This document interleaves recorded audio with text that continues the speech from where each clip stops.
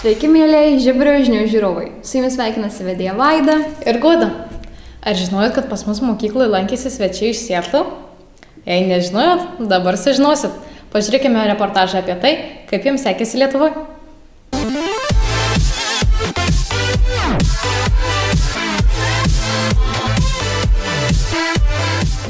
Sveiki, mėlėjai Žiburio žinių žiūrovai. Su jumis sveikinasi ekspertė Goda. Šiuo metu mūsų mokykloje svečiuojasi su mainų programa atvykę mokiniai iš Sietlo, taigi pakalbinkime juos ir juos priėmusius žiburiečius. Hey, or I can say labas. So, do you know more Lithuanian words? No. We don't know too many. Yeah. No, not at all. Not really. Not gonna lie. Okay, so how are you doing here? Do you enjoy your trip? Yeah, it's been really fun. Yeah, I agree. Yeah, I'd also say it's been a really great trip and everyone's been super nice.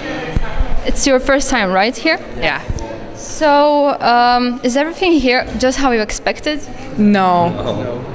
How different it is? We always talk about the showers. The showers are very different here.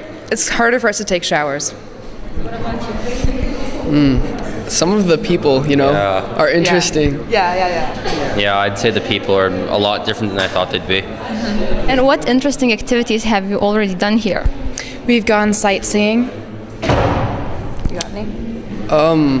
We visited the castle, and we don't have castles in Yeah, we don't America have castles at all. in the US. So, And what do you like most here? The food's really amazing. I'm really enjoying the food. the new people I've met, Yes. Yeah. I'd have to say the people as well. A lot of funny people here. And why did you choose to come to Lithuania, not to another country? I transferred into the program late, so I didn't really have a choice of where I was going, but Lithuania would have been one of my top choices anyways.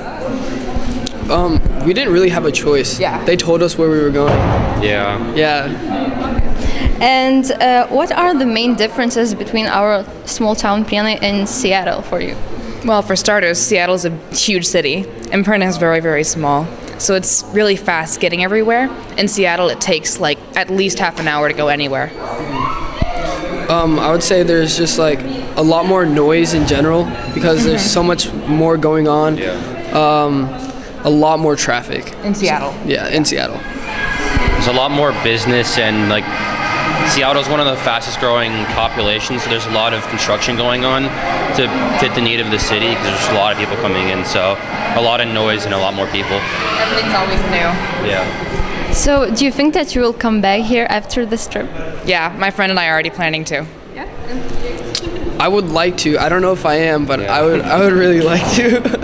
Yeah, I'd also like to come back eventually if possible. Okay, thank you. Sveikos, tai kaip nusprendėte priimti mokinį į Sietlą? Tai 2017 metais buvau Sietle ir teko priimti tada mokinį.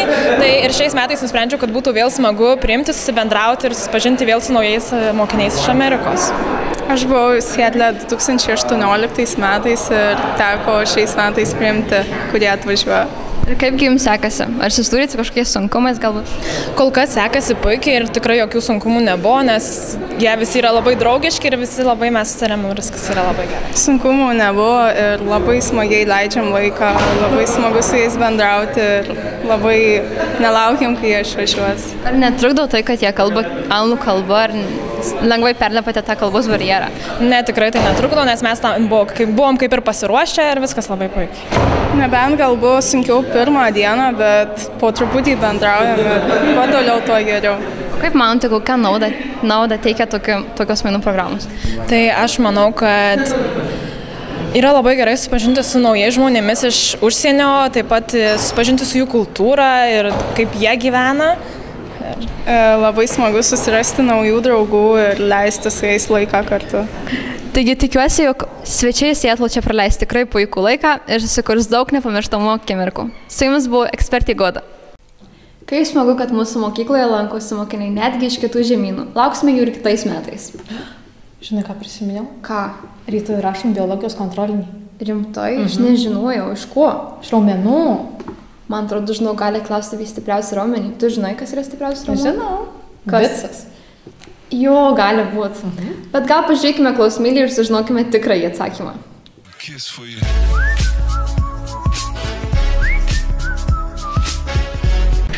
Ar domitės žmogaus raumenimis? Kodėl aš turėčiau jais domėtis? O gal žinai bent kažkokį raumenį žmogaus, kaip jis vadinasi? Na.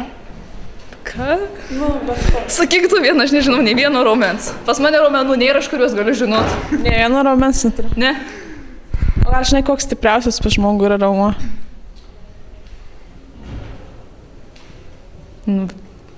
Nu. Kokių?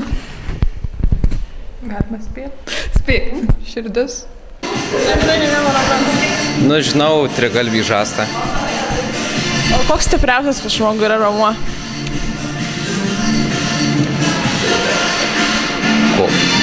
Gal tas pats trigalvis žastas? O dažniausiai veikiantis, kuris dažnai atlieka veiksmus? Gal koks bicepsas arba tricepsas? O tu mėgsti dažnai pakalbėti ar ne? Tai jo, pakalba. O su kokiu raumeniu kalbi? Kas veikia burnoje, kai tu kalbi? Išvalgai. Koks raumo veikia? Kaklo raumo gal, žandikaulio kažkoks gal. Ar domitės žmogaus raumenimis? Taip. Nu, išvardink, kokius žinai. Kojos raumenys, rankų raumenys. O plačiau pavadinimas? Nu tai bicepsai,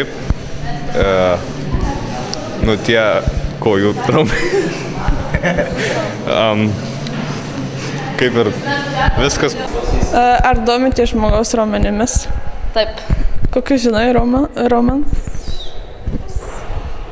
Kojos raumenys, rankos raumenys. O plačiau kaip jie vadinasi dar? Dešinės rankos raumenys ir kairės rankos raumenys. O gal žinai stipriausią žmogaus raumenį? Galva, nu tipo smegenį, žinai, nes ten mąsto viskas pen. Liežuvis, šiaip jo, liežuvis. Kur žinai?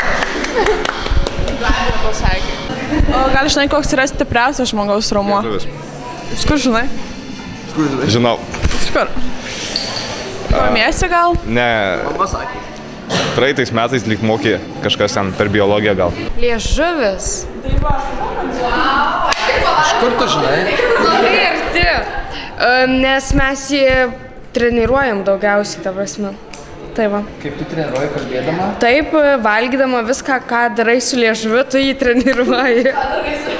Kokius dar žinai žmogaus raumenis? Nu tai... Kojos raumuo, nežinau.